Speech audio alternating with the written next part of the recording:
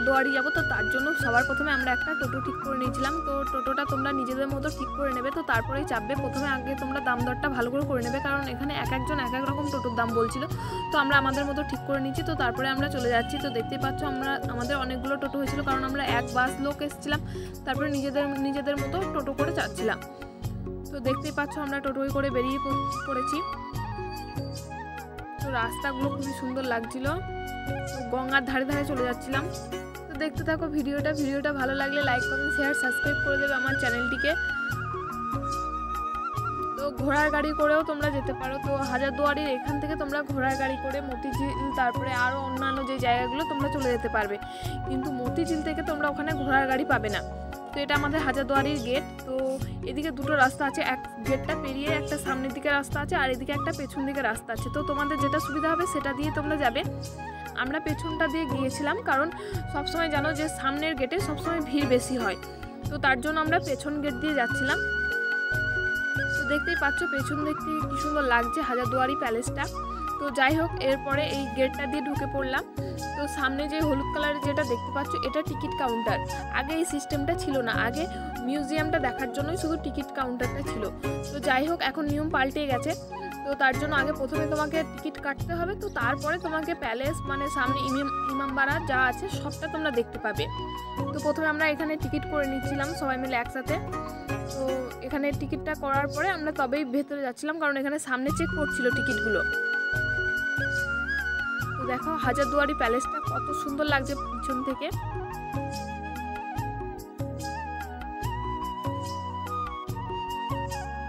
তো এখানে এই প্যালেসটাতে 1000টা মানে দরজা আছে, তো তার জন্য নাম হাজারদুয়ারি। কিন্তু 100টা দরজা এখানে ফলস আছে, আর 900টা দরজা অরিজিনাল। কিন্তু এখানে একটা দরজা ভাঙা, তো সেটাই তোমাদেরকে একটু ভালো করে দেখিয়ে দিচ্ছিলাম।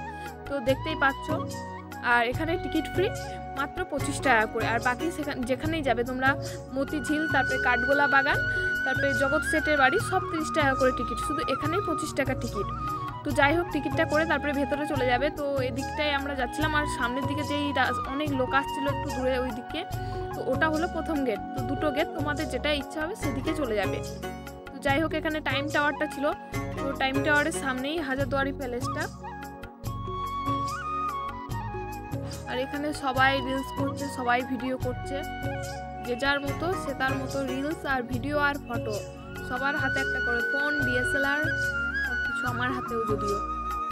তো যাই হোক, এরপরে আমরা যাচ্ছিলাম, সামনে আমার মা হেঁটে চলছে, তার পিছু পিছু আমি যাচ্ছিলাম। তো ইমামবাড়াটা এখান থেকে কত সুন্দর লাগছে দেখো। তো আমরা এখানে বেশিক্ষণ থাকতে পারিনি, কারণ বিকাল 3টে বেজে গেছিলো এখানে। তারপরে আমাদের খাওয়া দাওয়া হয়নি, তো তার জন্য আমরা এই মিউজিয়ামটা ভেতরে ঘুরে তারপরে আমরা বাড়ি চলে গেছিলাম। তো যাই হোক, মিউজিয়ামের ভেতরে তো তোমাদেরকে ক্যামেরা ইউজ করতে দেবে না, ক্যামেরাটা অফ করে মোবাইলটা বন্ধ করে তারপর যেতে দেবে। তো যাই হোক, ভেতরেও আমি একটু ভিডিও করে নিয়েছি তোমাদেরকে দেখাবো বলে। তো সেটা তোমরা দেখে নাও, তোমরা দেখতে পাবে কোথায় কি ভিডিও করেছি না করেছি। তো যাই হোক, খুবই মানে রিস্ক ভিতরে ভিডিও করা। আমরা গিয়েছিলাম 2 জানুয়ারি। তো ভিডিওটা দিতে অনেকটা দেরি হয়ে গেল, 1 মাস পার করে ফেলেছি। ভিডিওটা দেবো করে দেওয়াই হয়নি। তো সামনে দেখতেই পাচ্ছ কত ভিড়। আর 1 জানুয়ারি মানে যেদিন, মানে সেই দিন বলছে হাজারদুয়ারির মানে টিকিটটাই শেষ হয়ে গেছিল, এত পরিমাণের লোক হয়েছিল। তো আমরা সামনের দিকে চলে এসেছি। তো এরপরে আমরা যাব ভিতর দিকটায়, মিউজিয়ামের ভেতরে। নিচের দিকে একটা গেট আছে, ওই দিকটায় মিউজিয়ামের ভেতরে যাওয়া হয়, আর সিঁড়ির উপর দিয়ে যাওয়া হয় না। আগে মানে সিঁড়ির উপর দিয়ে এই দিকেই যাওয়া হতো, তো এখন নিয়মটা চেঞ্জ করে দিয়েছে, এখন নিচের দিকে যাওয়া হয়, নিচের দিকে ওখান থেকে ঢুকতে পাবে।